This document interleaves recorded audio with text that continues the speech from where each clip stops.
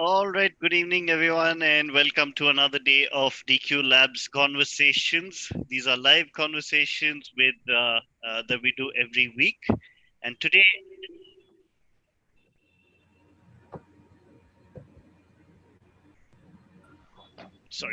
is the session with the 2020 toppers of NID and UCEED. So we're very happy to have a good set of our students here, our toppers here. Now, many of them have not been able to come yet. Some of them are able to have come in already. Some of them would be joining in between, and some of them would take a little bit of time to be able to join. But either ways, this is the set of students that have been. So over to Sean to take it from here. Good evening, everyone, and welcome to all of you for this very interesting session, a very helpful session. A lot of students ask, okay, can we talk to the students who have cracked these exams, who have done well in an NID or a UCEED, and you all would love to hear things for them. How did they study? How did they prepare? Some tips, some what they did correct, the mistakes they made, the strategy they had for their exams. And all this is extremely important, and nothing like hearing directly from the students. You can ask them questions, and here they are all there today. Welcome, Ahona, Sharfa, Yashasvi, Ananya, Nidhi, Aryan, and Raju. Okay, so we will start off with basic questions to all of them, and we shall keep it open for questions to all of you later. Simple things like, even this time there was a pandemic, the round two strategy completely changed. It was not like how it was previously. Earlier you had to physically go there to a center to do a material handling test or a round two test or audiovisual round, but this time things suddenly changed. The way they had students were tested from home, they were given a problem they had to solve, the style was completely different, they were asked for a portfolio. So how did all of you all adapt quickly to this change is what we would like to know. Okay, great. So shall we have a quick round of introduction to all of you. So we'll go in maybe alphabetical order. So Ahona, can we start from you? So yeah, hello sir. Hi guys, whoever's watching. So I'm Ahona Mukherjee. I'm in NID Vijayawada at the moment. My rank was 46, and I just got off class. So yeah, I've been in DQ Labs from 8th grade. So I joined fairly soon, and I've had a lot of time to pick things up. So yeah, looking forward to interacting. Fantastic. Ananya, can you introduce yourself? Hi guys, I'm Ananya. I'm currently in NIF Bangalore. I'm studying fashion communication, and I got rank 80 in UCEED, 80. And I joined DQ Labs in 11th grade, beginning. Fantastic. So we have some of us, among some of the students here, who have cracked NID UCEED, but also opted to take other schools. Okay, fantastic. Can we go to Aryan? Hi everyone, I'm Aryan. I was Blue Campus with a third grade. I'm currently in IIT Guwahati. I got rank 47 in UCEED. Great. Then shall we go to Nidhi? Hey guys, I'm Nidhi, and I wrote all 3 exams, NIFT, UCEED, and NID. My NIFT rank was 32, my NID rank was 112, and my UCEED rank was 77. Fantastic, fantastic. So next, Rajul, would you like to introduce yourself? Hello, my name is Rajul. I wrote UCEED, NIFT, and NID and other private colleges, and I'm currently in NID Ahmedabad. Okay, great. So Vibha, would you like to introduce yourself? Yeah, hi everyone. I'm Vibha, and currently I'm studying at NIFT Bangalore, fashion design. My NID rank was 59 and my NIFT rank was 105. Great. And we have Yashasvi. Yashasvi? Hi everyone, I'm Yashasvi and I gave both UCEED and NID. I got 67 in UCEED and 35 in NID. And I'm currently at NID Ahmedabad. Great. Hia, sorry, could we have a quick introduction of yourself here? Hi, sorry, because of my Wi-Fi connections, I won't be able to share my video. But I'm here, and I appeared for UCEED and NID, and my NID rank was 145. And so yeah, I got NID Madhya Pradesh first, which I declined, and after which I got NID Haryana, which I also declined. So yeah, right now I'm interning for a company, and yeah, that's how it's been going. Fantastic. So we have a mix of students who have cracked these exams. Some of them have even declined to go ahead and join. Some have joined other schools like NIFT. It'll be very interesting to hear stories from all of you. And like I always keep saying, follow your passion, do what you like to do. Just cracking an exam is one side to it, but maybe what you would like to do, maybe something else. Fantastic. So let's go ahead and start with respect to these exams. Okay. So some of you all have focused on UCEED, some of you all have focused on NID, some of you all have focused both on UCEED and NID. Let's try and understand. The first question I would like to ask you all of you all is, and you all can answer this in random, okay? How long, in general, how long have you all been preparing for these exams? Would Ananya like to go first? Yeah, sure. I joined DQ Labs 2 years ago, but I honestly started preparing seriously only around the month of October, September, October. Yeah, so around 3-4 months seriously. Okay, fantastic. Yashasvi, would you like to throw some light into that? So after class 12th, I took a gap year and in a gap year, I usually used to study like every day. So mine was a different condition. Okay, so basically 1 full year of full concentration and full study. Fantastic. Ahona?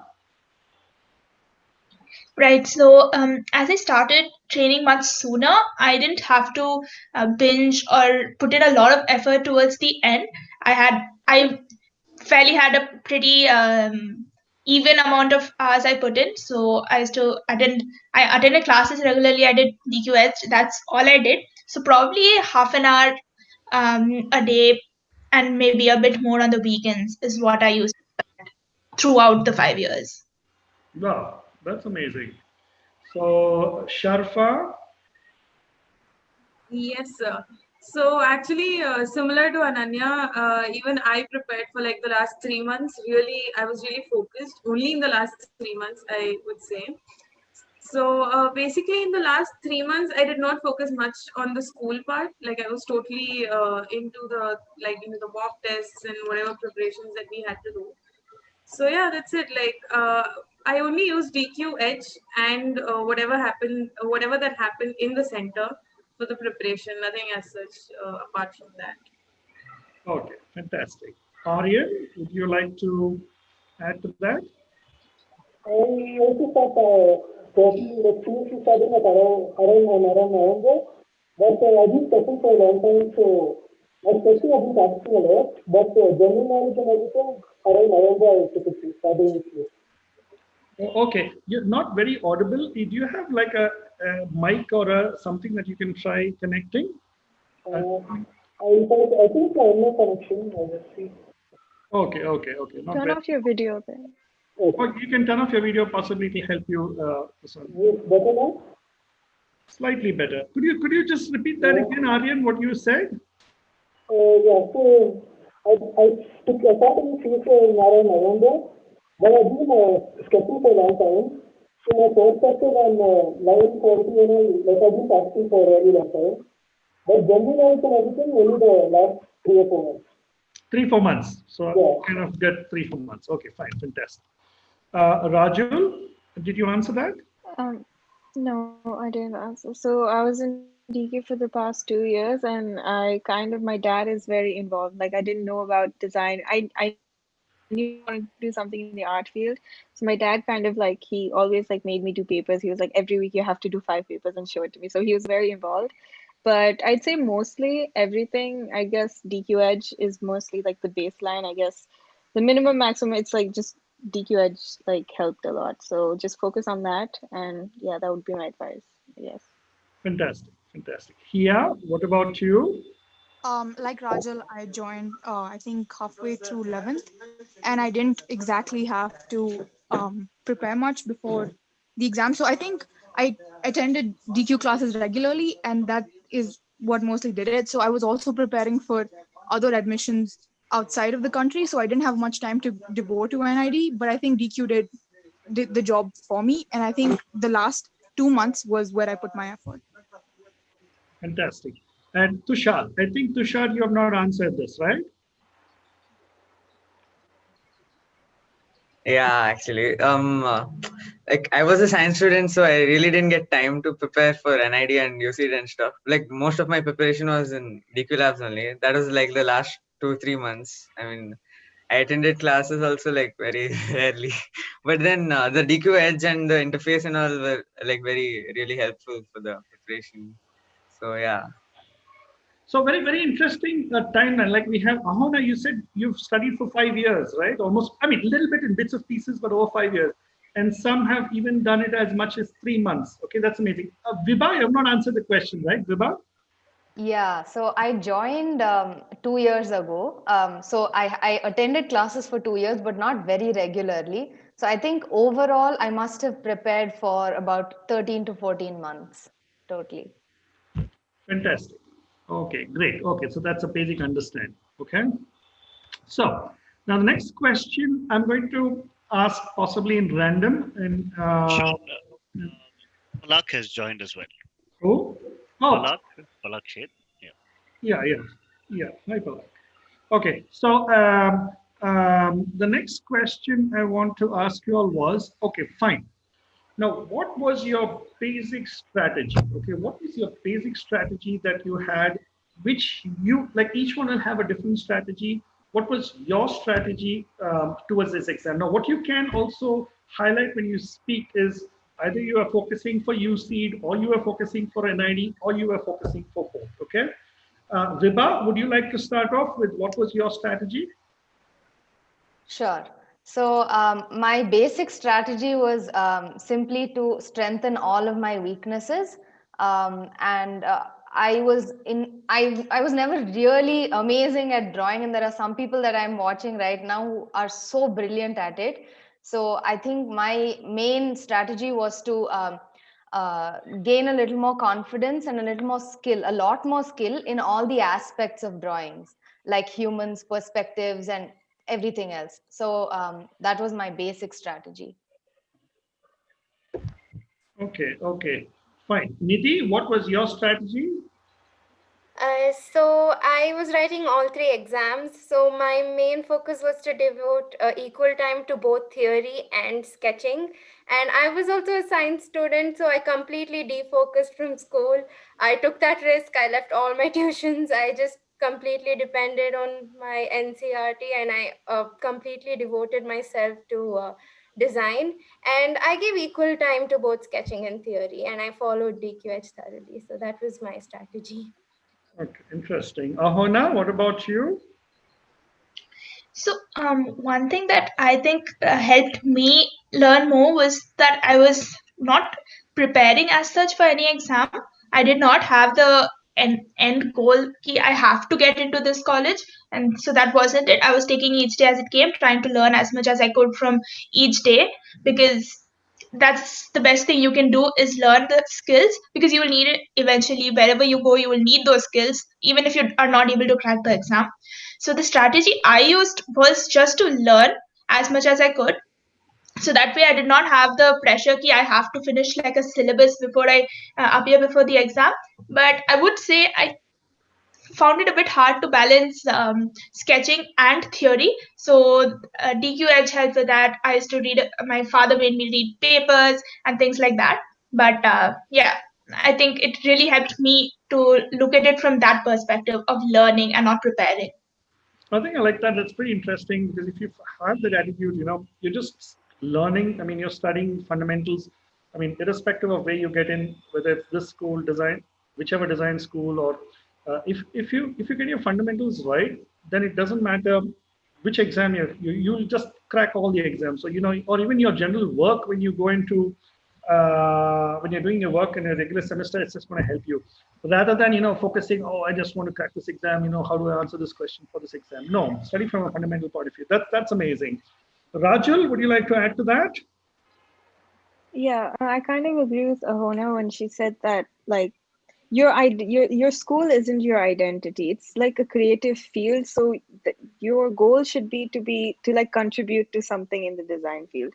So my weakness is particularly, I think that like creatively thinking, like those questions, I needed to like those questions could be anything. So I needed to prepare more on those. Like it's not just about representing something; it's about also having a solid idea. So I guess yeah, that would be my thing take on it. Interesting, interesting. Yeah, what about you? So I didn't go in with a strategy. Drawing and creative sort of thinking came naturally to me. So the only thing that I really brushed up before the exam was on GK and other logical reasoning questions. So yeah, that was basically how I went into it. Interesting.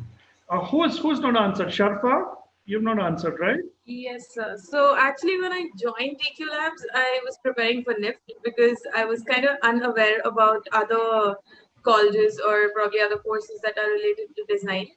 So as time went on, and the amazing faculty that I had in DQ Labs Chennai, and of course in all other DQ Labs too. So over the time, I did change my focus to NID. Like over the time, I really got interested in NID, so I changed my focus and I started preparing for NID too. So what was so basically I did not really have a perfect strategy that this is how I'm going to do things or something like that. But the only thing I thought was that I wanted to follow the faculty, like the people who were there, the guides, the mentors. They were amazing people. Like before I even realized, like in a period of even 6 months, they I could see progress in myself. So they really helped. So that was my strategy. I didn't really have any personal thing. Fantastic, fantastic. Tushar, did you answer? No. Uh, like yeah, I would go with Hiya's answer actually. Like basically, I had to concentrate more on GK and the analytical part, and like creative thinking and drawing usually is like it used to be there, but then like the exam oriented training came through DQ, so the training for the particular questions that like which comes in the exam, those are not those were like done through DQH, like basically. Okay. Also, I would like to, y'all can, when you'll answer this question, y'all can also say like, okay, for example, sketching and theory, right? Sketching and theory are two different sides to it. Like, how much time did you spend in sketching and how much time versus you spent in theory? Okay. But Ananya, you have not answered, have you? No, I haven't. Yeah, okay, okay. Well, I mean, I was pretty confident in my drawing skills. So I actually spent a lot of time on DQH doing the UCEED papers. I think that really helped. And especially the GK quiz a day. I wouldn't say the exact same questions come, but what it made me do was like look into related topics. And yeah, but turns out in UC didn't ask GK at all, but it did help me NIFT. So I think you should do the GK quiz every day on DQL. It was really helpful for me. That's interesting. Okay. Nidhi? Yeah, so even I completely agree with Ananya. DQ Edge is the best.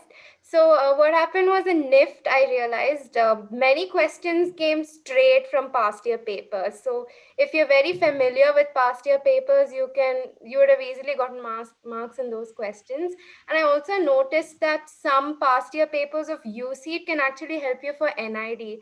There was this question on Kyoto Protocol, which was in a 2016 UCEED paper, I guess, and that was asking 2020 NID. So going through all the papers, both UG and PG, will really give you a good range of the topics, and it will really help you across all exams.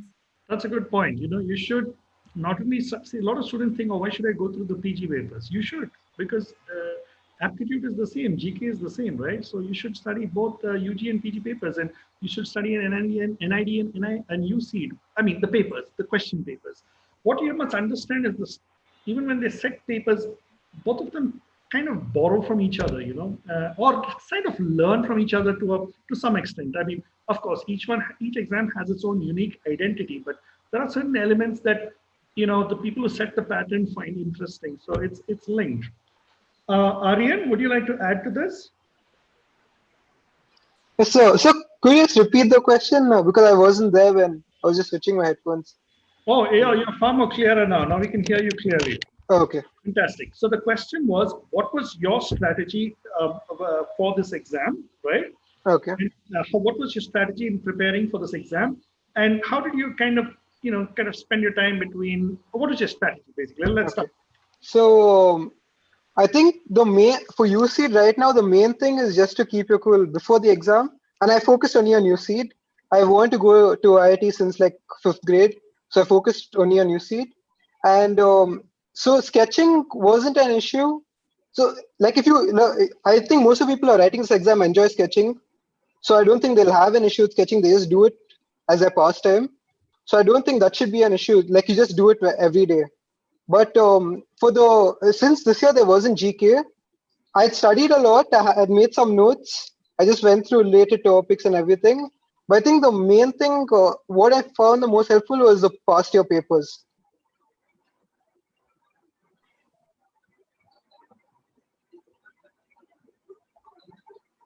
I think that's one key point everybody has stressed upon, is that past year's papers made a huge difference. So it's not only past year's papers, it's UG, PG papers, UCEED and NID papers, all put together helps you with this. I think, and what Aryan also pointed out, like most of us are good at sketching, or rather it's a hobby, it's something we've been doing all the time, right? So maybe, I don't know, some of y'all feel more comfortable with the theory part, or and many of us who also need a lot of practice with sketching also, you need to focus on both. Okay, anyway, fine.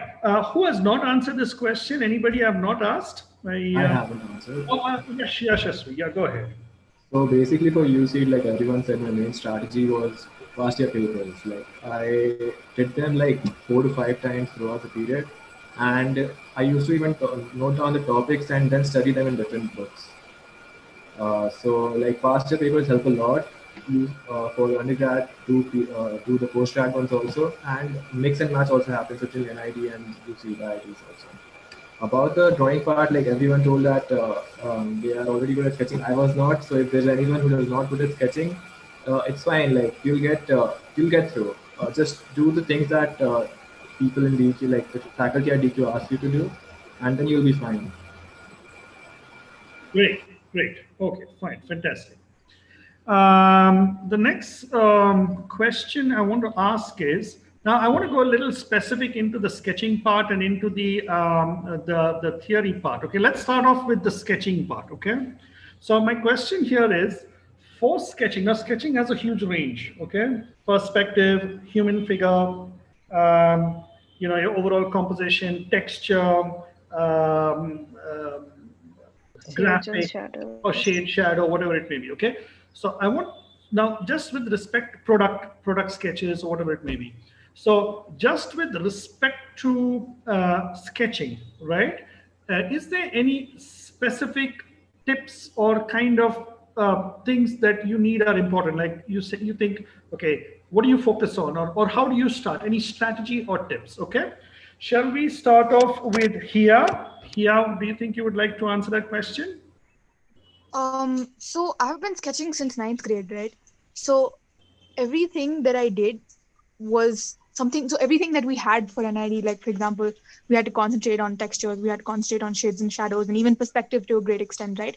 I had already done most of it, right? So when you go into it knowing and you've done it before, you sort of, it comes with ease. It comes to you with ease.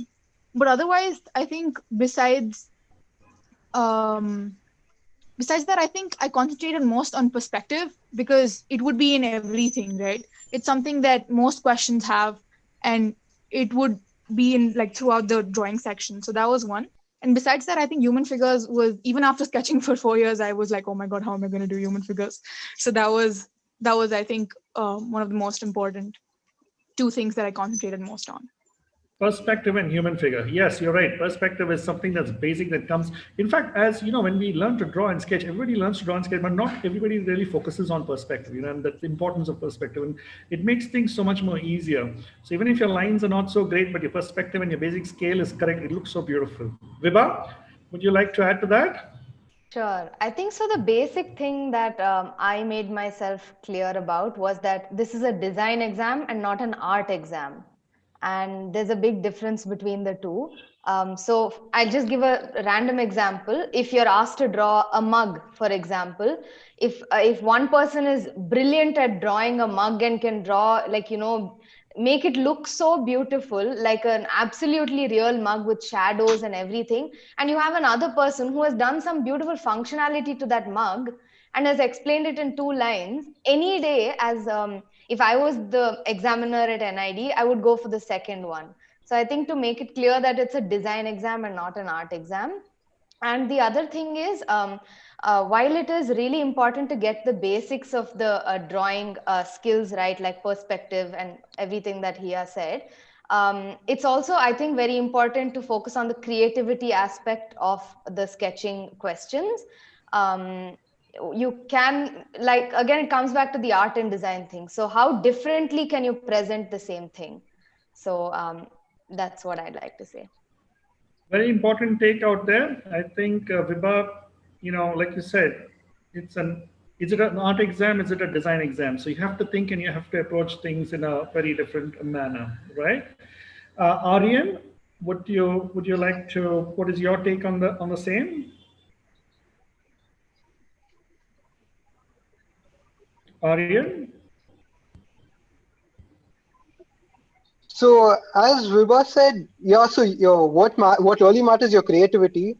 So don't be afraid to go crazy. Like add a few details, a little humor in that really makes you stand out. But one thing, skill wise, one thing what I feel like that makes you stand out that people don't usually do is change your line weights. Most people use a very consistent line weight, and changing your line weights makes your sketches more expressive. And that's what I feel most of the sketches I've seen, they don't do that. So, and yeah, I'd suggest practicing sketching a lot. So I start sketching in third grade, and I've always been around designers. So they made me practice only lines and ellipses. So from third to fifth, I had books of only lines and ellipses and curves to practice my line weights and how confident I was. So that's why when I had my perspective in check and my line weights and everything, I didn't have to think about that. So it made it very easy for me to be creative and really think about that rather than my skills.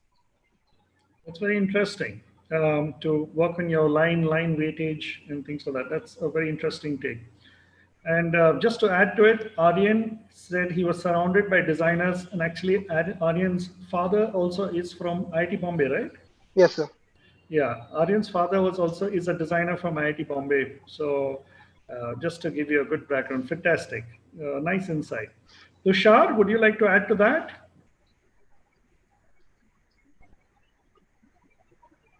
Tushar, you're on mute. Hi, can you hear me? Like, Yeah, we can hear yeah, you. yeah. So basically, when you're preparing for these exams, time management is actually a very big aspect which you miss on. Like, you can be very creative and you can do. I mean, you might do stuff on your leisure, and that can be like very good and things. Like, but when I had the exam, like in UCEED also, like the time is very uh, short. Like when they give the time. and you need to finish what the question is asking. Like you need to make sure your ideas are expressed. Basically in these exams and these institutes, they judge your ideas more than your skill level, because skill level is like it can be developed even like during the course. So basically, yeah, just keep in track the time. Fantastic, fantastic. Ananya? Yeah. The thing I've noticed in people is people try to like follow the rules too much. Like when we learn perspective and stuff, people try to draw it exactly in line and stuff like that. And I feel like it needs to come out intuitively. And plus, yeah, time management. And one good advice I give is read the question properly. I think that's what went wrong for me in NID. That asked us to use only pencil, but I use markers and colors and everything, which shouldn't have happened. So yeah, it was a 13-mark question. I think read the question like twice, thrice, and yeah. Yeah. Number one is read the question. Number two is just see how much marks is allotted per question so you can, spend your time accordingly. That's important. Okay. Which we will talk about later. How did you strategize your time for these exams? Okay.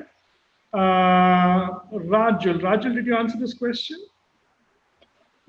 No, I guess my take on this would be like, suppose if you're designing a product, also focus on how a different person would use it and how people with different disabilities, people with different age groups, like that will be mentioned in the question, but also like keep in mind like how you can add different things, like how you can make the product more creative, how you can put a different twist on the product. Like take some time, take like at least 30 seconds, like while you're going through the rest of the paper, think of like different thumbnails for different ideas and how you can represent those ideas.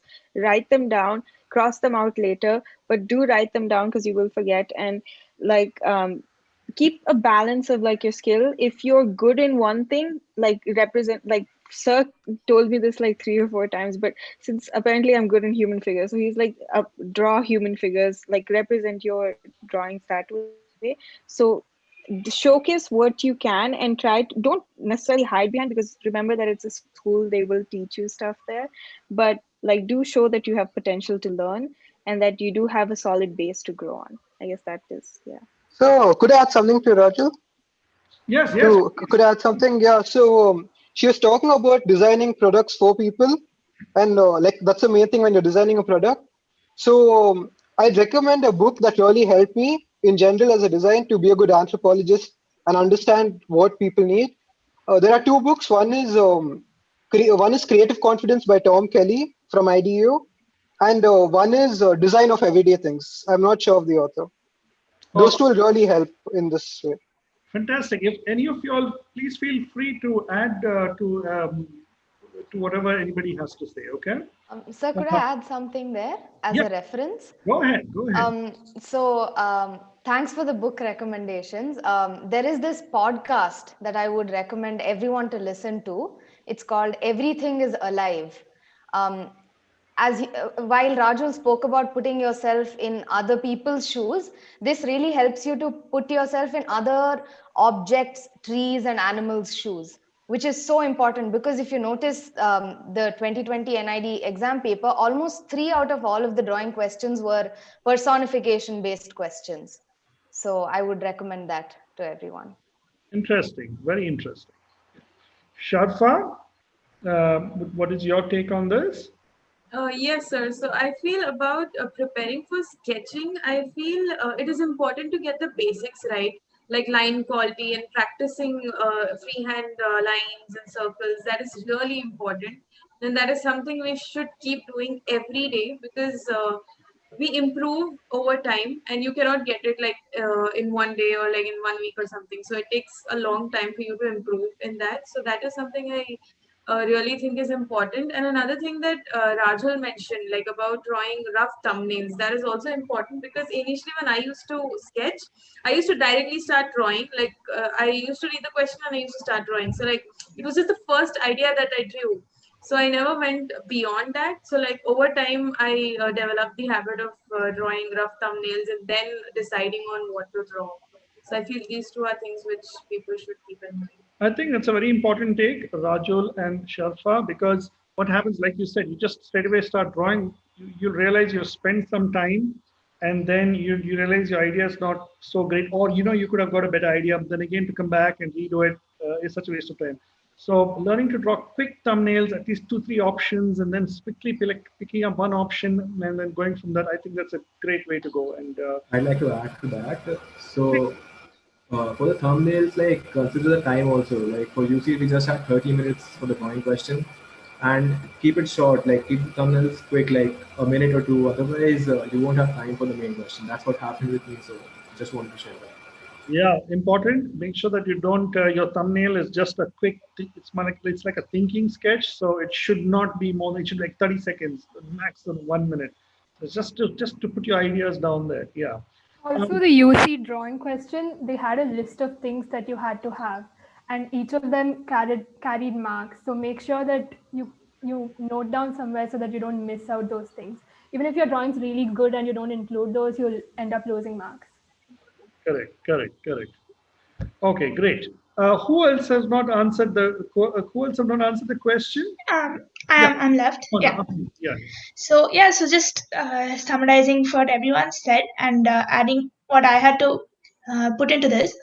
See, look at drawing as this is designing and not art, like Vibha very rightly said. Look at drawing and everything as like tools or weapons in your armory, or like arrows in your quiver. So you know exactly what to use when. So when you're going into the hall, go armed with a lot of different skills. Know perspective, know a little bit of human drawing, and know a little bit of product, know a little bit of texture, because you don't know what they'll ask. You don't have to be great at one, because you don't have to show that you're amazing at textures or amazing at humans, but no, because you never know what they'll ask. And when you're going to the exam, go with the mind completely open, because you never know what they ask, and never let them catch you unguarded. And the only way you can do that is to go with an open mind. I also have something to share. So I know we're all in a competitive environment when we're preparing for these exams, but don't use the competition to put yourself down thinking that someone else is so much better than you. Instead, learn from your peers and they can really help you improve. The peers I had at DQ were just amazing, and I think they're the reason that I was able to do okay in sketching. So thank you so much for that. And I really think you should learn from your peers and not get discouraged. John, you're on mute.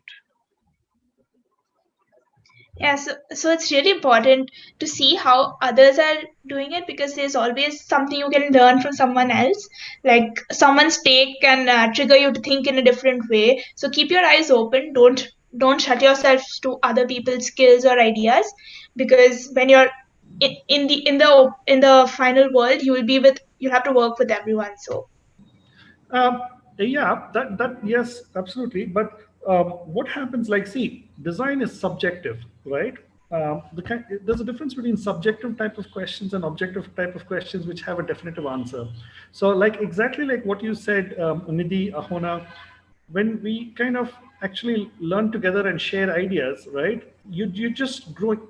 Everyone's growing so much more, So that's a very important part. And I think Ahona and Nidhi, you all used to be together quite often, right? In the Jayanagar sector, I remember. Yes, she always used to come with me to Indranagar and everywhere. I remember. Okay.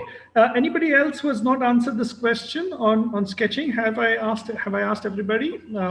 Anybody? Sean, I think there's one more question here. So when a lot of times when I interact with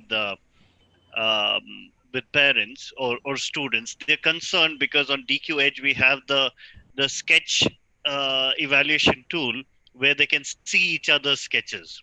So there are some parents or students who have a concern that they're scared to show their sketches because somebody else will get that idea, and they're hesitant to share these ideas. So do you all have any take on that, whether they should share their work or not? Interesting question. So should you share your work or not? Do you think that other people will steal your ideas? Go ahead. Let's start with Vibha. Come on. First of all, I think if you're confident and if everyone else is confident that they're not going to take from the other students' work, everybody can be free of sharing their work. So I think it's a two-way street. You have to promise that you will not steal an idea. And with that same sort of conviction, you can put in your work as well. So somebody else is going to take that pledge. I think that's the only way it can work. Okay. Yashasvi, what's your take on this? I like to say that you learn from others only, right? If you don't share your work, how are you gonna improve? We also as students used to study the work of people who are already in the colleges. So that won't be called copying, right? It will be called learning. So yeah, don't be afraid of sharing, and that thing that people will steal your ideas is not. That's you should not care about that. Anybody else would like to any thoughts on this? Anyone? So I would like to add because I can see where this is coming from, but I will just say I'm like through the course of my preparations, through the course of how I've come, I've met a lot of people who have taken inspiration from ideas that are already available or are on Pinterest or on Google or any social media. So the thing is, if they have seen it, you can be sure that the person who is evaluating the papers must have seen it, and they don't make it in the end. So in the end, it won't work. You cannot cheat the examiners. The people who come to evaluate your papers are very thorough. So it's not key one idea will make a huge difference. If you can generate one good idea, you can generate many more good ideas. So it's not that one precious painting you have to keep it together for just for yourself. So please be open to share, and please be only if you are open to share will you be open to learn. Yeah, and I think what happens is in a group, if you study together and everybody shares um, the whole, what do you say, overall quality thinking of that group raises up so many notches. Everyone ends up doing well, So I think, and even the thing, like I said, subjective, right? There are different things you can learn from other students. One is the skill of drawing, say, products, skill of drawing human environments and things. Second is thinking and thought process. These are completely two different things, right? And somehow I've always felt that when you share your work and you learn from others' work, everybody grows at a much faster pace. And like you said, Ahona, especially these subjective questions, it's not that whatever questions you study, the same question is going to come. No, it's not going to come.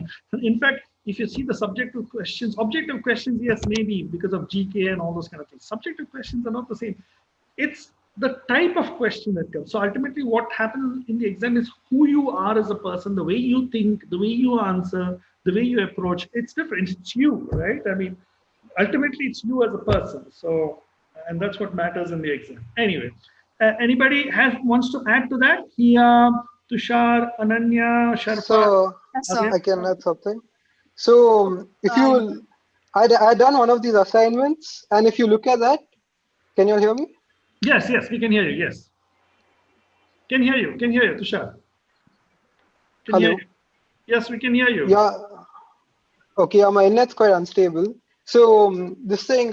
So I had done one of these assignments, and if you look at it, was terrible. Like I'd lost patience. I was sketching for a long time, and I lost patience, and it was terrible. So you should not be worried about that. Just do it and send it out. It's not like if your work, you should not be worried if your work's bad, because it's a chance to improve. You get feedback and you improve. So don't be worried about that. And I've applied for a few colleges and everything. All my work is open source. Like I'd applied for a challenge, and that design is open source. Basically, anyone can take the design and do anything, but it's for a good cause. So don't be worried about that. You can come up with new ideas. Yeah, that's what design is. You can't just have one design and say it's your best design. You should have new ideas. You should be evolving. Yeah, once I'd done one design online for a website, right? And I saw some other website was using some of my drawings, which I did from hand. And in my first impression was, wow, I mean, somebody wants to copy me. I think that's fantastic. It's like if somebody wants to, so they think your idea is good, what I'm just saying. Yeah, exactly. I mean, if your idea is worth stealing, I think it might be a good idea, guys. So yeah, exactly. So that's a good way to know if you're going on the right way or if you're giving out good ideas. If you see your ideas being So, stolen, it's probably good. it's a test from the public to see, okay, is your ideas worth stealing in the first place? So anyway, good. Nice way of looking at it. Okay, great. So let's go on to the next part, next question. We want to talk on tips of on the aptitude section. Okay, so the aptitude section is a lot of students want to know how you studied, your strategy, your reference, any books, whatever. What was your strategy? Okay, so let us start off with Tushar. Tushar, would you like to start? And please, anybody feel free to add in between. Okay, you can. Tushar, go ahead. Aptitude is basically how you think, right? So if you're good at math and you like to solve puzzles, this should be at your tips of your fingers. So I was like preparing for JE and stuff, so I had already studied all GMAT and other stuff, and the visual spatial abilities and all. The questions in DQH are really like very helpful. Like they make you understand the type of questions they will ask you and how to go about solving them. Like when you read a question properly, like you'll know how to go about like going through the options. Like there are some techniques to solve these questions, like elimination and all. Like to save time, it saves a lot of time. So if you like solving puzzles and like you can these questions you can practice in your leisure time also, like when you're done with like obviously you won't be done with sketching, but when you're done with other GK and other stuff, you can like always solve these questions for fun. Like they're really fun, so this will help. Uh, to add to what Tushar was just saying, like he said he had a background in maths, so it helped him. So same way, like I came from humanities, so I always had in the back of my mind, ki, yeah, I don't have maths, so I'm on a lower footing, or I don't have maths, so I may not do well. So even that's not true. You might have to put in a little extra effort, but it's not ki if you have taken humanities and if you don't have maths, you are at a huge disadvantage. The best way to tackle these sections will be to practice, because if you practice, the way you tackle it will be faster. The chances of you arriving at the right answer quicker will be faster. So practice as much as you can. Like as Tusha was mentioning, DQH is wonderful because then you can always monitor the sections you're doing well in, so you don't have to concentrate too much on that, and the ones you are a bit low on, so you can build up on that. So yeah. If I could add, for NIFT, you have to, there is a math section for NIFT, and you say there is math, so you have to learn about like cost price and months and dates, and that shit can get, sorry, and that can get like kind of confusing. So there are certain formulas for that, and there are like teachers who are very much like into like that, and they're like super passionate about learning how to calculate the date from the day. So those things, they're fun to learn as well. So just take it as like in stride and just have fun learning, I guess. Well, personally, I think being in science helped me a lot. For UC, because it's not about what we're learning; it's more about conditioning your mind to think a certain way. Because you're constantly, like in science, you're constantly solving problems every single day. So even if you're a humanities student, if you make yourself do that much work every day and make yourself think, I think you'll be in that zone when you sit for the exam. So you won't have to put that extra effort to get into that mental space. Yes, it's more Uh, like. uh, Sorry, go ahead. Okay, no, I just wanted to just add to Ananya. So, as she said, people think that science does really help for UC. That's true. But in case you're not from a science background, then it's completely okay. Make sure you're familiar with concepts like permutation and combination, because that did help me with some questions. I'm not a math student. I took PCB, but I just gone through like brief of permutation and combination, and that actually I was actually able to use it for one of the questions there. So just familiarize yourself with the basics, and I think that'll be enough. Yeah, it's not about advanced, it's about being very good. Two things. Number one is being very good in your basics, and it's how you apply those basics there. It's a test for basics. But number two, practice is important for two reasons. It eliminates silly mistakes and it helps you improve your speed, right? So I guess that's what it is. Okay, Sharfa. Sharfa, would you like to add to this? Yes, sir. So I feel for aptitude, DQH is the key. You don't need anything else. So something that I personally used to do was whenever I used to take quizzes and tests which were available on DQ Edge, and then at the end I used to see the wrong answers and I used to write down those questions. Like for math related stuff, I generally used to write down those questions and write down the answers as well, and try to understand how the answer has come, since I couldn't reach the answer. So that way, I used to be thorough with those kind of questions.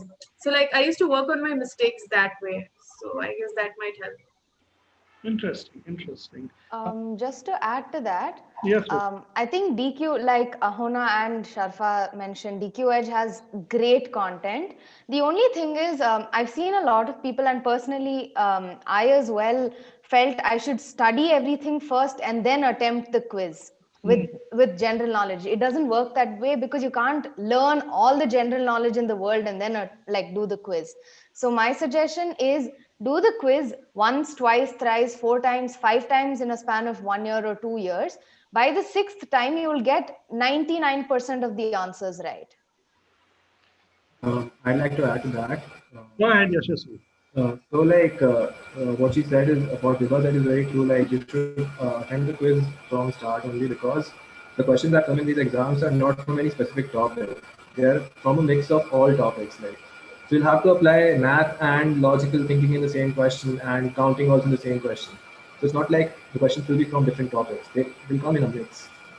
So you should do them from the start so that you have a good practice. Yes.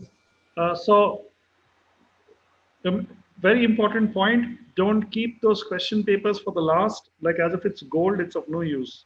In fact, it should be the reverse. Do the question papers first, and then when you start studying, it makes more sense. And you spend more time studying the right thing, So that's important. Great. Who all have not answered this question? Aryan? Okay, you can go ahead. Sorry, who? You can go ahead. I'll talk. Okay, so if I were to give you a little bit of context, in the 10th grade, I appeared for NTSE, which has intense, like it's really hard mental ability that you need to crack, right? You need to score in that. So a lot of the questions that I prepared and I sort of did over and over again were similar to the logical reasoning or aptitude questions of DQ as well. So I feel like once you've practiced enough, it comes to you naturally. Once you've sort of applied those tricks and those methods of doing those logical reasoning or mental ability questions, it comes to you easily. So what I would say is practice. Like a lot of you have said right now, that practice is what will get you to that. And I think DQ Edge has some great material. You should definitely check that out and practice from there. Interesting point here. What she says is she studied for it. Some of you all here said NTSC. I think Tushar mentioned JE and GMAT and all the other exams. So basically, this is all aptitude that's helping you from everywhere. What I could also add to that is Mensa. You have these Mensa tests. Tests for IQ. So a lot of these material books that you can get from there that will seriously help you towards this exams. Aryan, sorry, I think you wanted to say something. Aryan, you did not answer the question. Aryan, are you there? Can you hear me? Aryan, you're there. Can you hear me? Yes, sir. Yeah. So I think everyone's. I don't have not much to add, though, with the preparing part.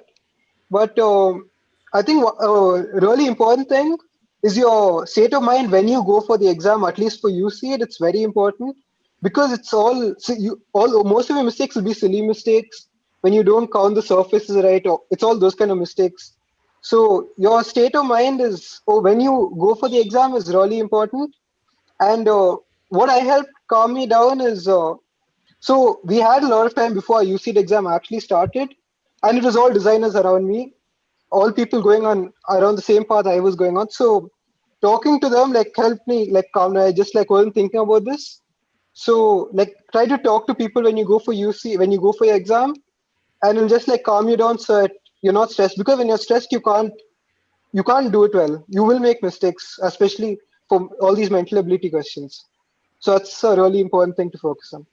And it's something I think the last 1 2 days you should just relax because it's a test of it's like a marathon. It's a test of stamina rather than a test of last minute sort of formula. I think that's important. Okay, great.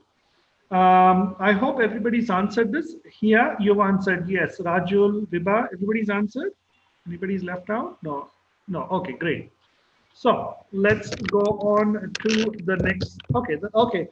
Before that, yes, we have a lot. We have a couple of questions coming in. Let me see if I can pick up some questions. I have seen the questions coming in, but I was just waiting for some, to have the basic discussion before we could open up.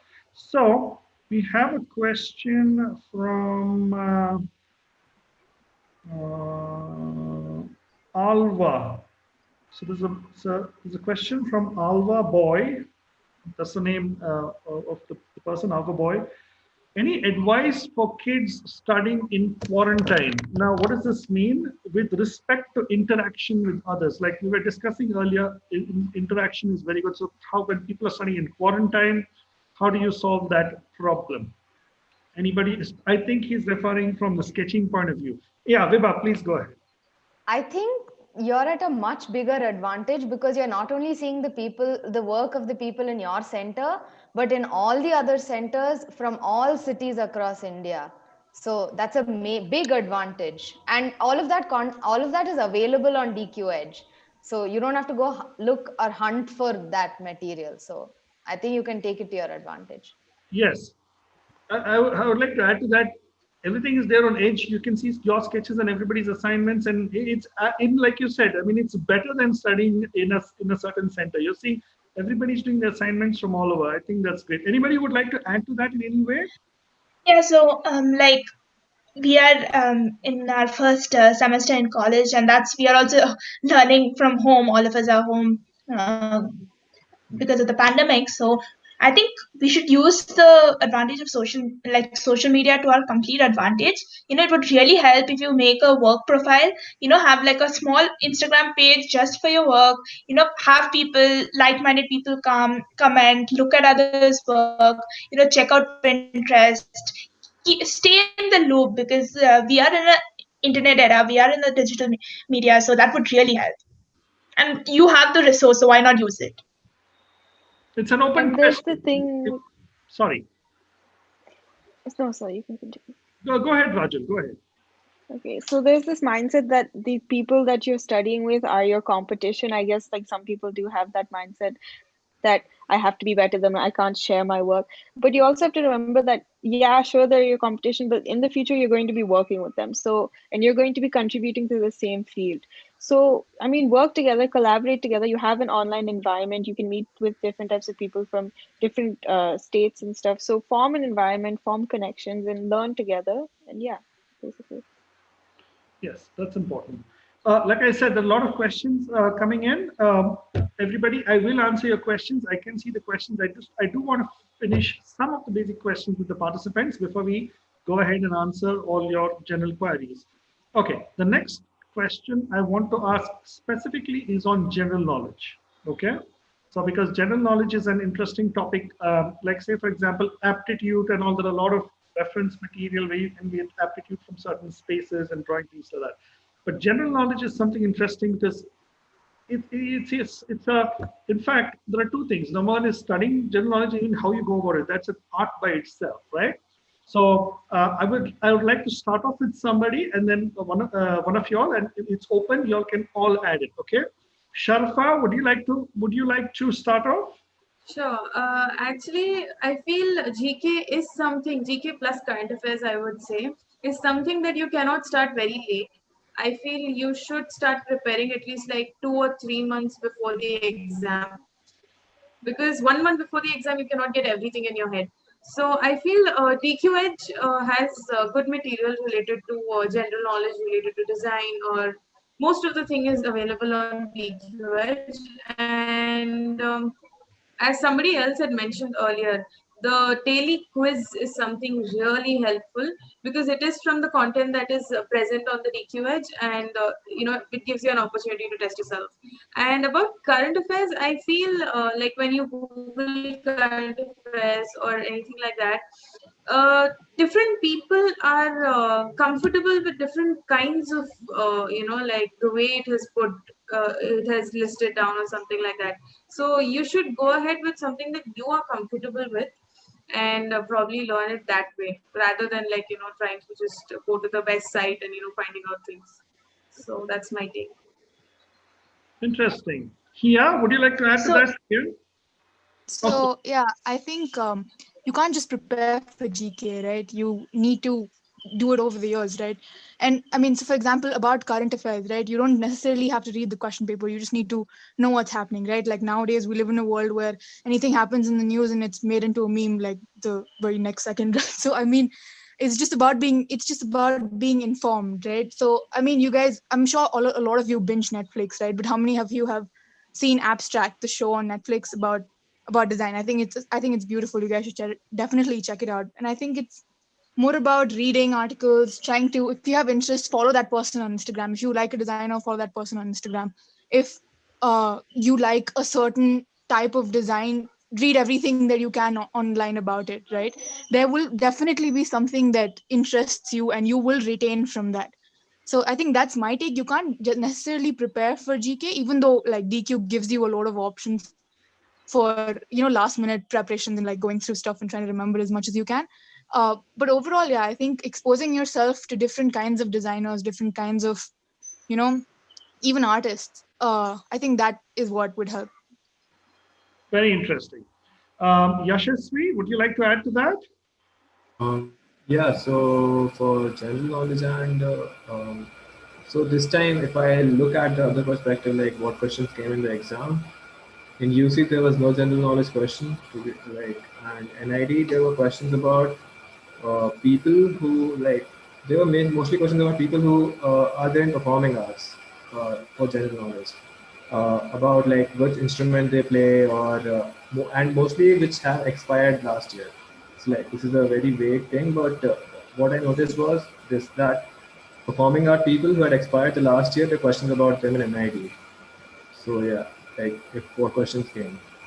Interesting take. So if you kind of follow we kind of go through newspapers and at least the performing arts, art kind of related questions, and if you see any events happening, like you said, somebody's expired. In fact, it happened the year Mario Miranda expired, the cartoonist. So the year he expired, something about him came in the paper. That's important. Very good, very interesting take. And then Sir, sorry, if I could add in, yeah. go ahead. So like you were mentioning, I think because GK, you can never go into the hall prepared 100% for GK because you never know where it will come from. But more often than not, they're not going to ask you something that's very obscure or very old. So it's either going to be something that happened recently over, and which definitely would have featured on the newspaper, probably even in the first page, or something that you are expected to know. Like things like that could be like a very vague example, could be like, I don't know, like a capital of this place or the textile of this place, things like that. Those things you are expected that you will have an idea ki, um, where this textile comes from, where this art form comes from, those kinds. So you can take it into two parts. Those are knowledges you could probably gather. Plus, fewer could be general affairs, which you could pick up from the newspaper. And when you Yeah, when you start learning about stuff, you kind of go down this rabbit hole, and sometimes you learn things that are very unnecessary and not really needed. So I remember like I was going to one of the exams, I don't remember which one, but and I was going on an app on my phone called InShorts. A lot of NID people recommend this app. So I was just scrolling through the headlines, and like one or two of those questions actually came in the paper. So just focus on the headlines. Don't go down to rabbit holes unless you want to learn something new.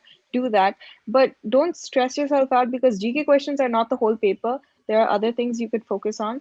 Don't stress out about it, but do be aware about it. Yeah. I would just like to give a suggestion for one of the pages that you could follow on Instagram for sports knowledge, which is Indian sports knowledge. So they expect you to know a lot of these players in very rare sports, not as televised as the other cricket or soccer. So the page is called Indian Sports Honors. I would suggest for everyone to read that. In fact, we have a question from the Akanksha Singh. So Akanksha Singh is very specifically asking a question to Aryan. So Aryan, Akanksha is asking how much GK was there for UC. So I don't know. This is directed towards. Yeah, there was no GK at all. But what, from previous year papers, what I prepared is mostly just art and just Indian arts, like paintings, dances, singers, musicians, basically do all that. So I had found a website which was focused to UPSC students who are attempting UPSC, and they had really good information about which instruments certain artists played and everything. So, but this year there was nothing, so I don't know how it's going to be next year. Okay, so that's an interesting thing, Aryan, and all of you all can contribute. Sir, I'm sorry, but can I just say something?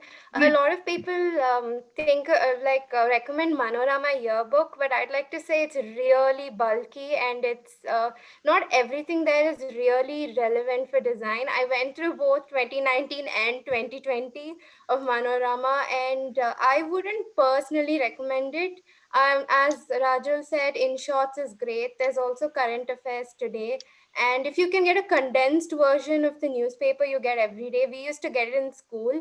So I used to go through that. I think that will be more useful than going through something as bulky as Manorama yearbook. I Yeah, only used it for like the acronyms and stuff. Like it was too much to even. The last few pages are pretty good, but I feel it's so bulky and you can really get lost. exactly. Very too important is what Nidhi and even Rajul said. Said about don't keep going down all the rabbit holes. It's all endless. Just number. Okay, you got to be smart. Number one is you need to understand what type of questions are being asked, right? And try to get your information around it. Like Aryan said, performing arts and what they do and artist types. You must actually go through past year's papers and study the kind of GK questions asked and be more focused on those topics. Yes, you may get the fat Manorama book, you may go on the internet, you may go to on YouTube, but you must look for relevant information that has a higher probability of you cracking these kind of GK tests. And like Aryan said and Rajul said, some 1 year there's a bit of GK and next year there's not. But what do you do? Do you study? Do you not study? You have to study because you never know which year it comes back again. Okay, but that's the whole part of this exams. Ananya, would you like to add something to this? Yeah, to be very honest, I didn't do a lot of GK. But what I think is a lot of GK is just making educated guesses. And you're right, most of the time it's things like, say, they give you a painting and ask you to recognize the artist. If you're able to recognize what, like, if it's impressionist or around what time it was, and you can relate it to what kind of artist was making this. So you won't have to like cram information if you're able to guess. Yeah. Yeah, like just picking up from where she left off, like tackling those kind of questions. Try understanding the style. Try understanding the thread that joins each artist. You don't have to know all the paintings by Da Vinci. You can just try understanding the style. Try understanding the main features of different aspects, and you would be able to make a guess. You don't have to know everything. You should be able to get the right answer. There's a difference. For some of you to like for answering, your GRE, GMAT exams where there's a lot of these words asked. In fact, if you try and understand the root of the words or the basic some of these, the Latin meaning of these words, you're able to guess the words. Sort of same sort of analogy. If you kind of study styles, you can kind of guess that it is from this artist, even though you've not seen all of their work or something like that. Okay, this is open-ended. Anybody, Tushar, anybody I've not answered, you'd like to add to this? I would like to make a remark. Like, see, the art-related GK, usually the history and about the movements of the art styles, Picasso and all that.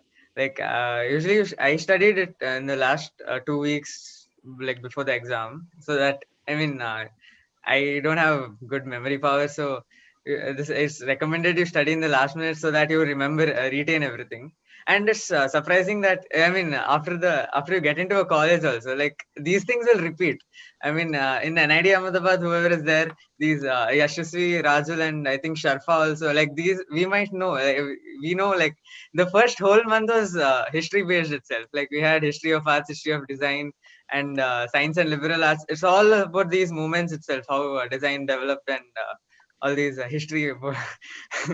We had a lot of this in the first month, and now just started with the analytical drawing. So yeah.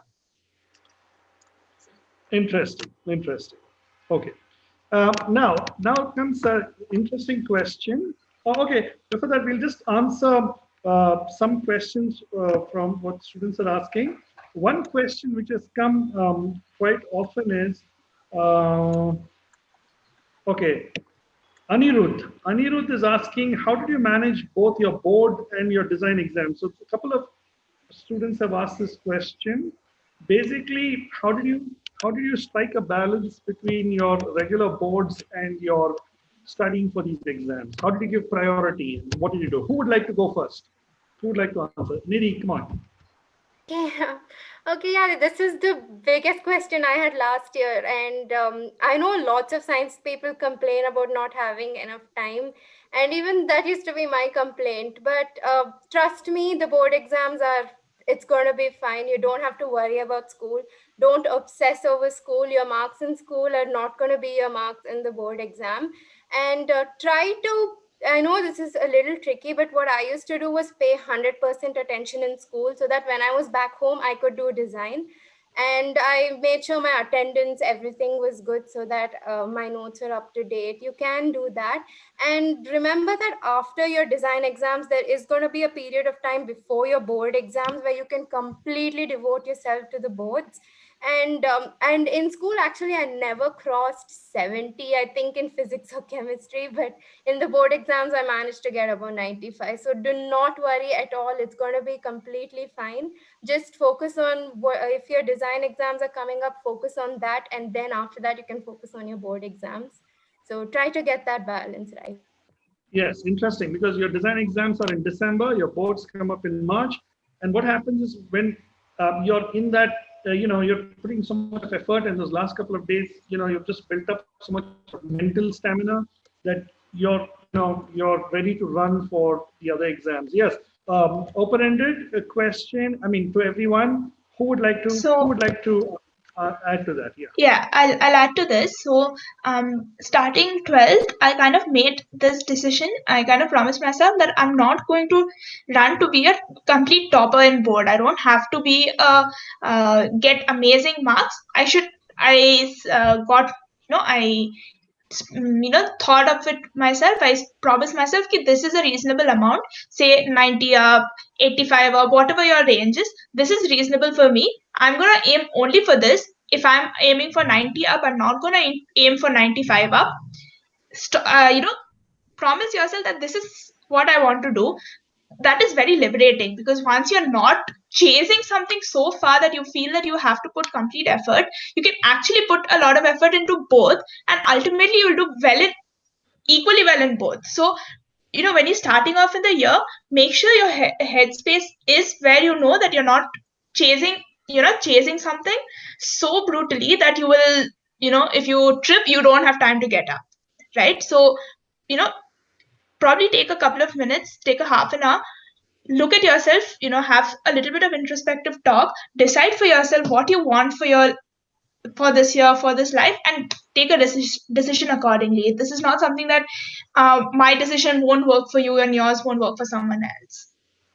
Yeah, I just want to add one thing here. If you're in the 11th grade and are making a choice of subjects, make a smart choice of the subjects. If you're very clear that you want to pursue design, and most of the design exams don't require a physics, chemistry, or biology. So unless you're extremely particular that you want to take those subjects, like for example, I was very sure I wanted to do design, which is why I took history. I don't know how much it added, but there was something that I could get out of history that I could, use for these exams. And also, I had an option of taking design and innovation as a subject in 11th. Now, the subject matter of CBSE in that subject is not anything extraordinary, but the only thing is I got more drawing practice. I got more, another source from where I was learning the same thing. So make a smart choice about what subjects you choose. And there's a thing that your parents will, my dad anyway, he told me that take science just as a safety net. And IIT Guwahati, I actually wanted to go there. You need science to get in. And so for that one school, I took science and I kind of like stressed myself out. And that's gonna happen, it's fine. But bouts of stresses are fine. It's good to have a bit of stress. It kind of like gives you a bit of like adrenaline and keeps you going. But don't focus too much on that and kind of give yourself room to breathe. It'll be all right. You get into a good college. Just have a goal and like be passionate about what you want to do. So it's okay Could if I you add take science, something? it's okay if you take humanities. Yeah. No, it's fine. You can go. No, I'm done. Okay. So I actually couldn't concentrate in school at all. I just sketched in class. So, but then I took PCMC, and it's actually not as hard as people say it is. Physics in 11th and 12th is extremely interesting. Because you're So smart, okay? no, it is interesting. Like physics is really interesting, 11th and 12th. So it's actually fun. So I don't think taking science stopped me from anything. I don't think I would have done better in design if I didn't take science. So I don't think that should be an issue. But if you feel like if you don't like the subjects, then it's fine. But I'm just saying that I don't think it should be an issue. Like you can Yeah. handle it easily. Yeah, even I love the subjects that I've taken. Like, yeah, PCMC. Even I was a PCMC Yeah. student. But then, like, it shouldn't be an excuse for you to say that I've taken science. I don't have time. Like, you'll have if once you're a CBSE science student, you'll know how to manage your pressure. How like well anything. If you can crack CBSE, then you can crack anything in life. You should have that mindset. And once like if you're in DQ labs, like most of your design preparation happens in DQ labs. You should just devote your when you're doing something, devote your whole time into that. Like when you're studying, don't think how much time you're devoting. It should be productive time that you're devoting to something. Yeah. Okay, I haven't. And since you're going Go ahead, since Rajan. you're going to DQ and it's like a systematic learning thing, think about if you're struggling with school and you definitely have to take science or something, then go to tuitions or something, find something that's systematic and make a schedule for yourself, give yourself like room to breathe and like fall into a sort of routine for like at least the last 6 months. Yeah. Interesting. I have an interesting question here from 08 MITR. Okay, 08 MITR. So the question is, what kind of atmosphere was the exam center, and how did you deal with any kind of the stress or anxiety induced because of that? Open question. Anybody can answer. Can I Okay, go? so Okay. okay, yeah. Okay, so sorry. It's fine. So this one, I think I'll answer personally because uh, in exam halls I am prone to a lot of stress, and once I get stressed, I get very worked up. So it's like this, and then it goes real high. So I have to check it here so it does not escalate. So that way, I was really sensitive to the atmosphere in the exam hall. But because as part of DQ, we knew so many people, we entered the hall. It was like one full DQ gang was entering the hall. You know, we had so many people going together, friends, all of us. So it kind of, you know, you give strength to each other, and that's important. Though I didn't know anyone in the room, you know, ultimately I've gone there to write the exam. Concentrate on your paper and you'll do fine. Don't look to your left, don't look to your right, don't see what the person next to you is drawing. Look at what you're drawing. Your drawing is brilliant, you will be fine. Can I add something there? Go ahead, Vibha. So I think because it's as CBSE students, we haven't done a lot of design examinations ever, either in our school classrooms or in a public exam setup. So it really helps, in my opinion, to take as many private college entrance examinations as you can before, if you're aiming at NID or NIFT, to take as many before. Whether or not you're interested in the college, take the exam, because you'll sit in an exam environment and do a design exam. I think that will help. Very interesting point. Okay.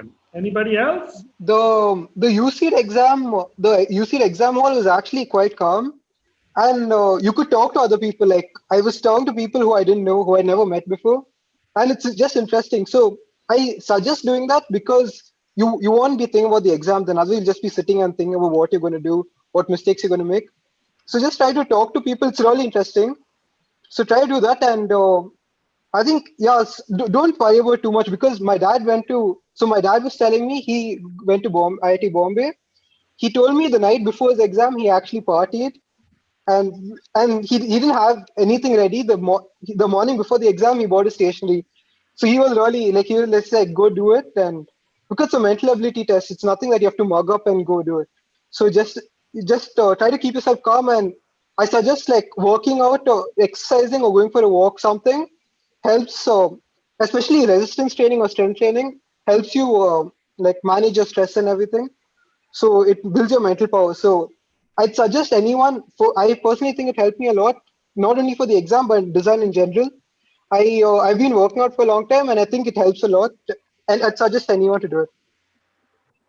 Anybody else? I think Yeah, even I have. Okay, okay, go okay, ahead. go ahead, go ahead. I think the only advice I would give anybody would be to come on time and come, I think 30 minutes early, so you have time to calm down, right? You have time to you take that time to yourself and you sort of calm your nerves down. And I think the best thing to do is just look around, dude. Everybody is scared. Everybody is so stressed before the exam that you sort of like settle in, right? You talk to people, and yeah, I think coming early is the only thing that I would advise. Yeah. I think that's a good bit of advice there. Look around you. Everybody else is also scared, so relax. I mean, it's I'd not. like to add something. So, what happened with me was in my admit card, the last number of my roll number wasn't printed. So, I didn't check that. I went there and then I realized that. And then there was a whole process of me calling my parents, finding out what it was, and stuff like that, that just put me in a bad mood. And I was just stressed right before the exam. So, don't make those mistakes. Like, make sure you have everything in check. And So go yeah. on time, check your card, just make sure your details are there. These small little things that just relieve you of that unnecessary running around last minute and stress. Yeah, it just throws you off track. That's true. Yes. So even I have something to add. So what happens is sometimes you mark the wrong option on your OMR in the exam rush. So please make sure that your finger's on the correct question and you're marking the right option. If you want, you can go over it with pencil first and then pen again. And if you're having trouble managing your stress, go get a pep talk from Sean sir. He's amazing. He will calm your nerves down. Ahona used to talk to me, remember? Ahona used to get so scared and she used to give me all Yeah, like so nervous. I had a lot of ups and downs while I was preparing. So yeah, Sean said, like once I'm not positive, I'm absolutely not positive. So Sean said positivity is like it's a nice medicine. So if anyone needs it, please. I remember talking to almost all of you, Sharfa, Yes. Vibha, Rajul, all Even of though you. I never got to meet you personally, but your online mentorship was like too good. And I'm looking forward to meeting you someday. Of course, when I come to Chennai sometime, definitely I'll let you know. Definitely. Yeah, for sure. Yeah.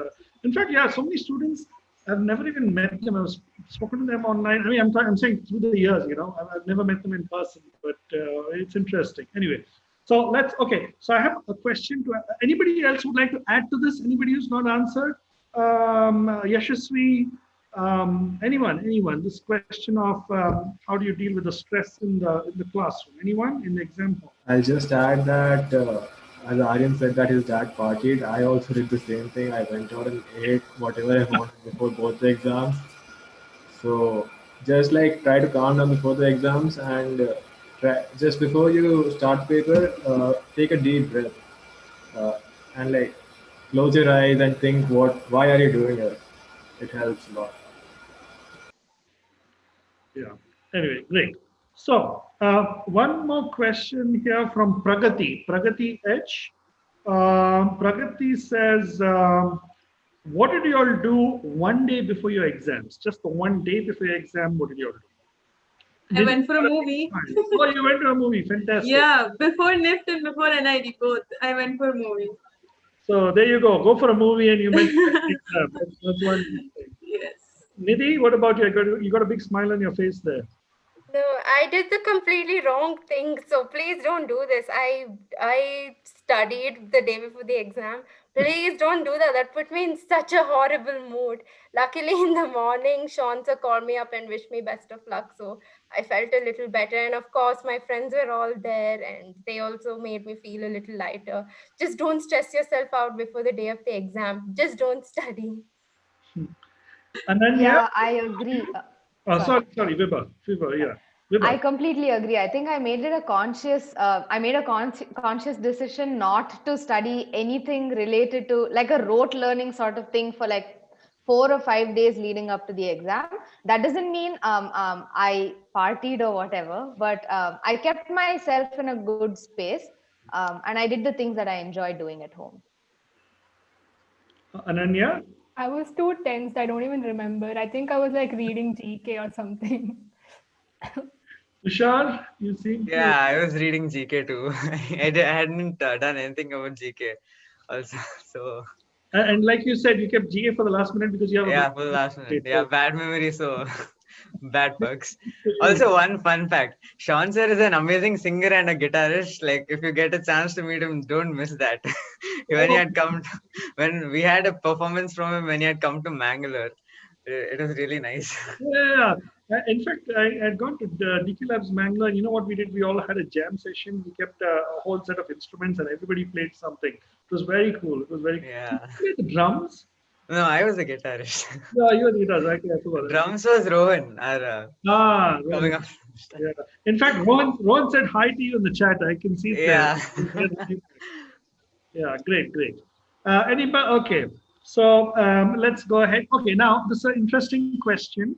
How do you approach, okay, UCEED versus NID? Just quickly say, I'm studying for UCEED, or what's the difference in approach and what would you do, UCEED versus NID? Who would like to go first? Aryan, would you like to answer that? I was focused only on UCEED, so I can't tell you. I probably won't give you good advice on what to do for NID, but for UCEED, I think I just prepared for. I read Arihant. I went through Arihant. There's this thing called a new approach to reasoning. So I went through that. You may think it's very easy, like the questions are very simple because it's mental ability. So, but then the thing is, when you solve those papers, you familiarize yourself with those questions, and when you see the similar questions in the exam, you know what to think of. You know how you should approach the question. So I think just that has to be done. And for the drawings, never use an eraser. I suggest never using an eraser. So just go direct. If you make a mistake, it's fine. They'll know like like what you're going to. So I think I can't say anything for NID. So for UC, it's just mental ability. I didn't really do much, but I studied quite a bit of GK. That I made some notes, and if you want, I can share the notes. So that's it. Sketching I've just always been doing. So I actually didn't practice sketching at all specifically for UC. I think using the eraser, the other students can tell you about me when it comes to using erasers in DQ centers. You lose your eraser if I. Yes, sir literally took my eraser from me like 2-3 times. And you know, fun fact, I'm in NIFT right now. It's been 3 weeks of classes and we haven't been allowed to touch an eraser for 3 weeks. And we have done 5 drawings every day. Fantastic. And so, yeah. Fantastic. Yeah. So that's a good piece of advice.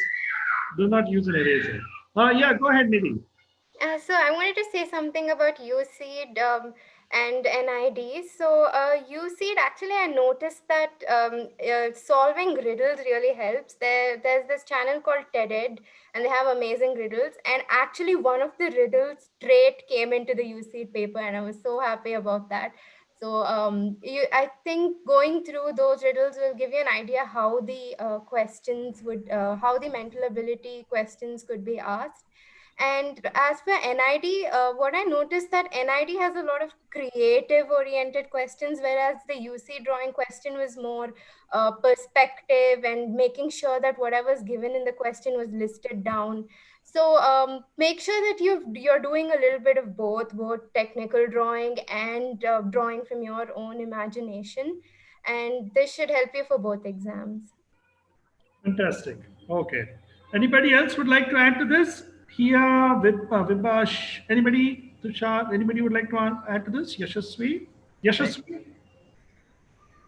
I'll go. Okay, yeah. Yes, we go on. Okay, so for UCEED, my main thing was solving past year papers and drawing the questions from them and then practicing them from the mental ability books. And for NID, just take prompts and draw something for your creative part. Like there are things like Inktober and all those. Follow them. Even if you don't upload it, just do it for yourself. Take prompts and draw so that the creative thinking part is done. And for mostly it's sketching and the GK and the mental ability part is pretty easy for NID. So yeah, so basically the theory and that's the main thing for UCD and NID. Yeah. Okay. Okay. So we have a last two questions here, and we are running out of time. So I'm going to ask those questions, and we'll stick to the. I mean, we'll be a little more concise in terms of time we spend on each questions. Now, the first question is, I mean, out of the last two, the one is this year for round two, things suddenly changed. Things flipped around, right? I mean, it was not like how you all prepared for a physical exam, for a physical studio test.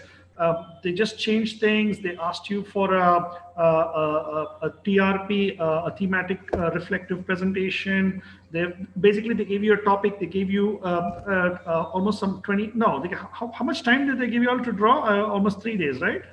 A week, I think. A week? Okay, I don't That know. Uh, too was Less than a week. Less than a Around week. 5 days, I think. Yeah, 5. Okay, I don't remember anyway. So they give you all some time to draw. So you'll have basically had one whole thematic reflective to do, and second is you'll had to do a portfolio. So how was this flip? So let's talk about the TRP and how you all felt about it, and did it work to your advantage, or how did you all tackle it? Open question. Who would like to answer? Rajul? So you want me to talk specifically about the TRP? Yeah, like meaning the twist. How was the sudden twist and how did you take it? Like there was Okay. no, yeah, how was it? How did you feel about that? Yeah, because it was all like offline. Like they gave us like so. Okay, let me start over. Sorry. I when we got the topic, the problem with me is that once I get an idea, I'm always fixed on the idea and I can't like diverge from it. That's like one issue that I have. So when we had our counseling sessions with the individual staff, Sean sir, like he understood my idea, my initial idea, but he kept pushing the fact that you should explore more. And because of that, I realized that I had a immensely weak idea and concept. And so because of that, I shifted my concept entirely and made like I didn't sleep the whole night. Don't do that. Plan things ahead of time and be calm and always be in contact with Shansa or any other faculty when you're focusing on the final stages. And yeah, so for the TRP, it had to be something personal. Like I chose the question of a memory in which I learned something from. So Shansa kind of helped me explore the concept, but in my own personal way. So yeah, basically that was my experience with that. Anybody else would like to add to that? What was your basically what was your experience in the sudden twist and sudden change, and what was it good for you? Was it did you find it an advantage? Anybody would like to add to that? Go ahead, Nidhi. I actually felt so shocked when I heard about the change because I didn't have a portfolio ready. And also I'd made like 150 models over the quarantine and suddenly it didn't even matter.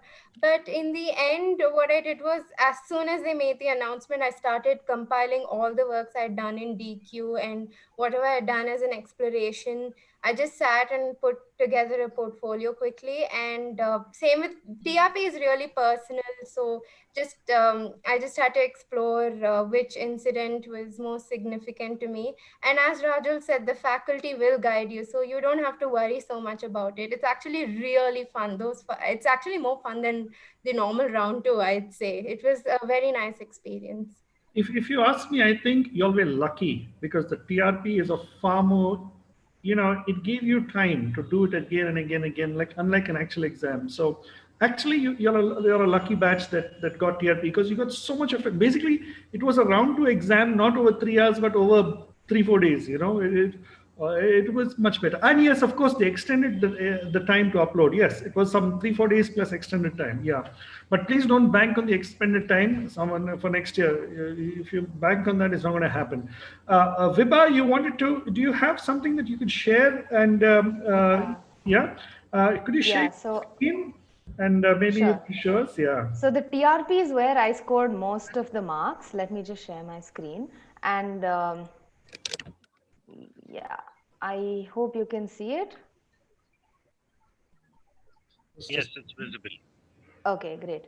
Okay, so the TRP was where I don't think I did as well in the first round, but the second round gave me a lot of the marks. So that was very important. So this was my TRP. We had to make a model or any form of expression. And the one thing that I'd want to say is stick to your strengths. When you're a little unsure, don't try to do something insanely creative that you might have seen somewhere or something like that. Stick to as much as possible to your strengths. As you can see, my strengths was revolved around graphics. So I would say stick to your strengths. I think it's beautiful the way you have indicated like a mirror, and you can see your reflection in the mirror from where you are. Could you explain that reflection? That was you. Was it you growing? I don't remember. Yeah, no. So this was, I was trying to depict humility. And so I made a queen pawn and a pawn, like the chess pawn. So the queen is looking at itself in the mirror, but perceiving herself as a pawn. So you don't think too much of yourself is what I was trying to show. Fantastic. Something really, really interesting. Yeah, yeah. So, So, if I Yeah, could go ahead. add, yeah, okay. So, moving apart from the TRP, we also had to submit our sample of works or portfolio, and we had to appear for an interview. So, I think while this TRP is something that you will be given time to do, then I would suggest you keep your portfolio ready, because people who had to manage both making the portfolio and finishing the TRP faced a time crunch. I had my portfolio ready, so I could devote my entire 5 days just to making a TRP. So I think I made 3 of them and submitted the best one. So now it's October, so now it is probably high time and very good time for you to start collecting your best works and trying to make it into a nice, very useful portfolio. This you can submit in multiple design colleges, private, and if NID asks for it, even then. And also work on your speaking skills, because if you have to appear for an interview, it'll really help. anybody would like to add to that? Anybody would like to add? I think I could talk about my portfolio for a bit. Yeah, go ahead. Yeah. So, so knows this, and I think I was preparing for a bunch of colleges outside of India, and a requirement for those admissions is a portfolio. So you need to have a couple of works of yours, a couple of artworks, couple of works of design where you sort of where you do them, you base it around a theme, and you explore different mediums of art and design, and you present it. So the portfolio was actually, I felt relieved when I heard the news that, oh, they want a portfolio where I could just send in my already done work. So if you are listening to this right now, and you don't have as many works as you'd think, right? So you should start working on that. Keep a few works in handy. That is one. And I think for the thematic reflective presentation, I sort of thought of it immediately and I sort of executed it. I'll try to show it to you because I turned on my video. I don't know if you guys can see it. Yeah, can see. It's on a phone. It was a doormat that I did with the graphic of a vagina on it, which was, I don't know if you guys can see it. Yeah, we can see here. Okay. So Yeah, so it was just a simple graphic on a doormat that I did for the topic of a life journey, right? So I sort of circled it around my journey of from a girl to a woman, sort of, and this idea came to me instantly, and I told it to Sean sir, and he guided me through the rest. So I think the first thing to do when you hear something that has changed, right, something that's unpredictable has happened, is not to panic. Just you're creative. You all listening to this have been looking at art, have been looking at designs, have been doing it for quite some time now, right? And just believe in yourself and do what you do best, right? That's why you're here. I think not panicking and thinking straight is really going to help. So yeah. So basically, this change in pattern actually worked for Yeah, it contrary to a actually lot of helped people, your it record. worked for me. Yeah. It was fantastic. I have a question on those lines to what you had to say here. There's a Yeah, sure. question here from Veda Arvind. Okay, interesting question. So she says, sometimes topics make you think in a conventional way. Okay, and you know that others might think the same. At this time, do you Yeah. trust your idea or do you take time to figure out something new? I'll repeat the question. Sometimes topics make you think in a conventional way, and you know that others might think in the same way. So do you continue trusting your idea or do you take time out and figure out something new? What is your take on that? Um, I think every idea, so no idea is completely original, right? Every idea is something that somebody might have thought of earlier or before you, right? And I think the only way to sort of get through this is to think about it. So if you are really doubting your idea, think about it. Think about, why are you doubting this idea? Why would other people think of this? And why should I not do it? Right? So for example, if I had thought about it in a conventional way, Okay, here you're coming in a little broken there.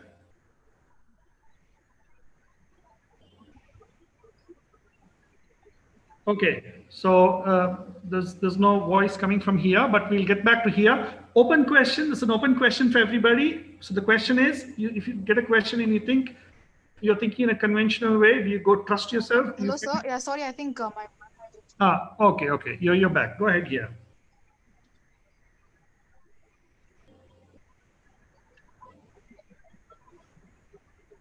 Okay, he has getting cut. Anybody else would like to answer the question? Sharfa, what do you think? Do you go in a convention? If you're getting an idea which you think is in a conventional way, what do you do? Do you trust yourself? Do you think of something different? What do you do? So I feel most of the time, some of our first ideas are conventional. So I just feel that, like when you're like thinking about ideas for something, write down the first few ideas that you have, but go beyond it. Like if you have like, depends on the time constraint, but if you have time to like probably put down 7 ideas, go ahead of the first 4. So the next 3 will be something different. Even after that, if you end up choosing the first one, it does not matter, but you went ahead, and that will definitely reflect on your first idea as well. So like somewhere it gets personalized, like even the conventional idea gets personalized. So I feel that is important. And just to add to that, Sharfa, it's not about a complicated idea. Okay, it can be super simple. Yes, But I mean, we tend to complicate things in general. Like we usually do it, but we don't think about the simpler ideas. So that's a thing that we need to address. Yeah, the design doesn't have to have like an elaborate set of pulleys and gears and holograms and all this and that. You can make simple things with like everyday object to solve a problem that like a majority that a population faces. So it's about thinking of a clear-cut idea and representing it in a way that the person goes, yeah, that's feasible and that can be applied. Anybody would like to add to Yeah, that? I'd like to add something here. Go ahead. I think personally, you should aim to be you at the end of the day want to stand out in the group, right? So either you do a conventional idea and express it in such a different way that somebody else hasn't done, or you take an unconventional idea. Like for example, we had a question to make a model with the theme explosion. Now, everybody, most of the people what comes to your mind when you think of explosion is a bomb or something more violent. But there was this one person who did a pollen grain explosion. I don't remember who that was. So that's unconventional, right? And that really stood out in the whole group. And I think for every topic, I can think of so many examples now. So I'd say try to go for the unconventional. If you're not able to, stick to the conventional, but try to express it as differently as possible. Okay. So, since we're running out of time, last question, quick question. It's about time management, right? In your first paper, since students are going towards their first paper, just quickly, how did you manage your time? Okay, how did you plan yourselves, and how do you manage the time, or any tips on how to manage your time in the exam? Who would like to go first? So for this one, I would say ki before you appear for the final exam, write a bunch of practice exams and figure out different permutation combinations of time management which works for you, because it depends from a person to person. Some people take a lot of time in some kind of sketches, perspective sketches, while some people take in product sketches. So it really helps if you take a look at yourself and figure out where you take more time and where you take it less, and plan accordingly, because there is no fixed plan that can work for all. But always, as a rule of thumb, look at the marks allotted to each question and break the time accordingly, and always dedicate some time to ideation before you start on the final one. Ananya, would you like to add to that? Well, at home when I took the tests for UCEED, I'd always have like 30 minutes left. But in the actual exam, I couldn't even like look at 10 questions. And I think it really comes down to your nerves at that moment. You can save a lot of time if you can just calm down for a second. And UCEED especially, it gives you the number of questions and the time you have. So I think you can calculate like before the exam how much you should roughly be spending, and have some time to spare to just check, or even for just emergencies when you're tensed or whatever.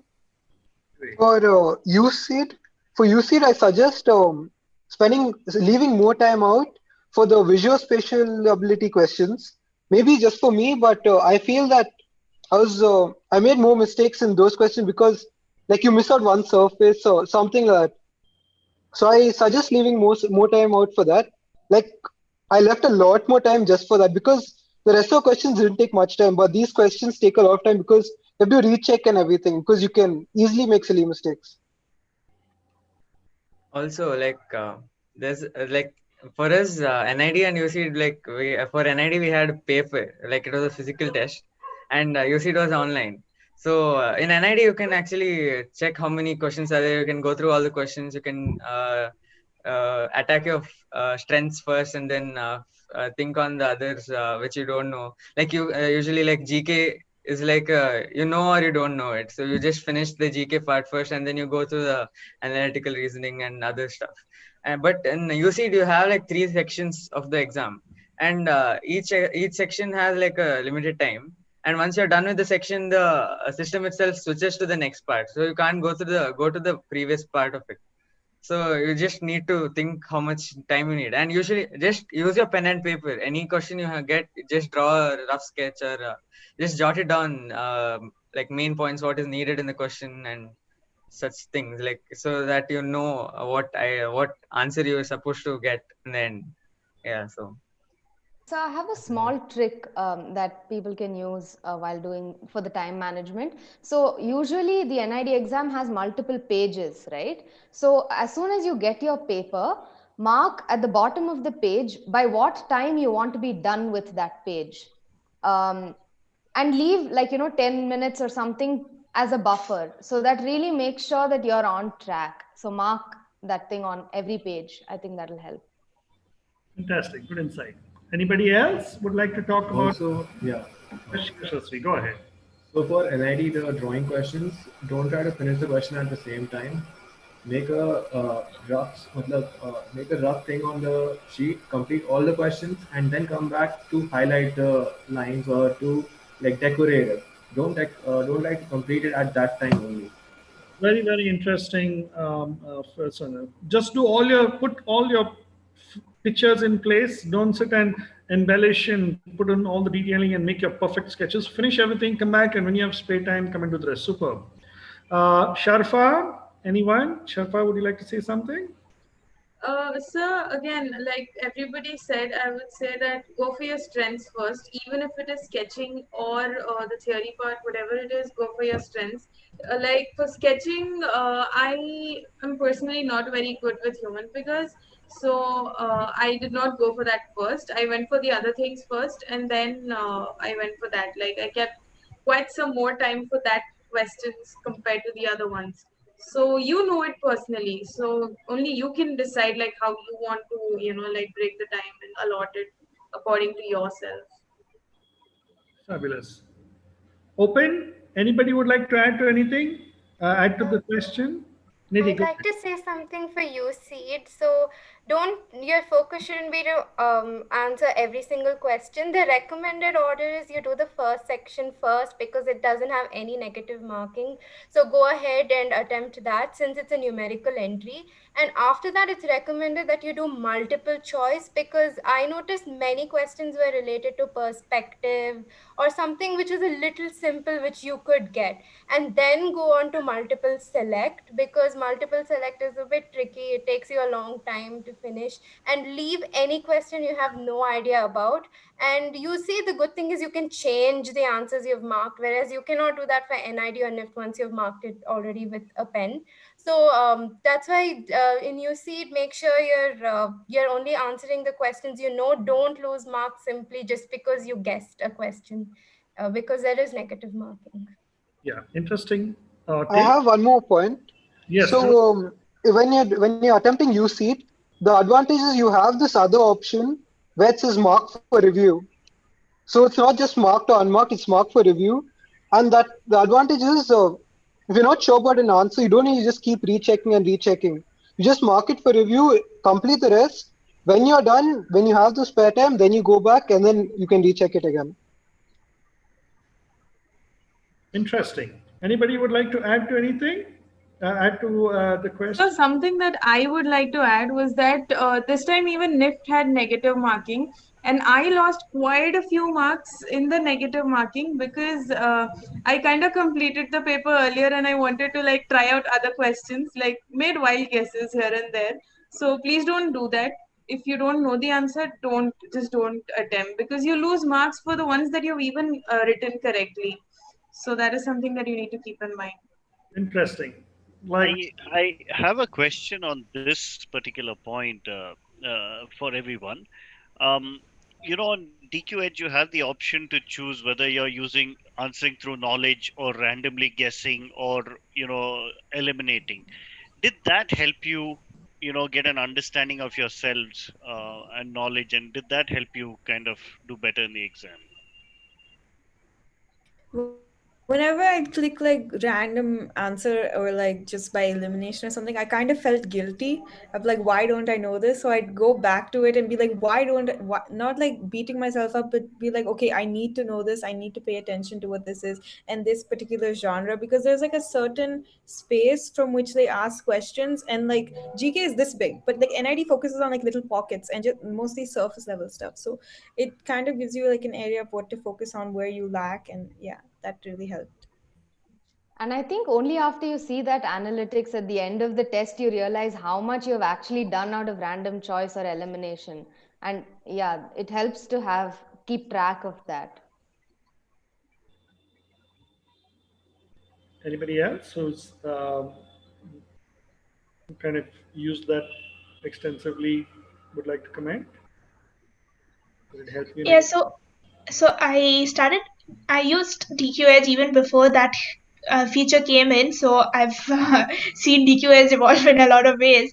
So yeah, like I took a little bit of time before I got used to how that worked, but it actually helped because it's not key if you use elimination or random choice.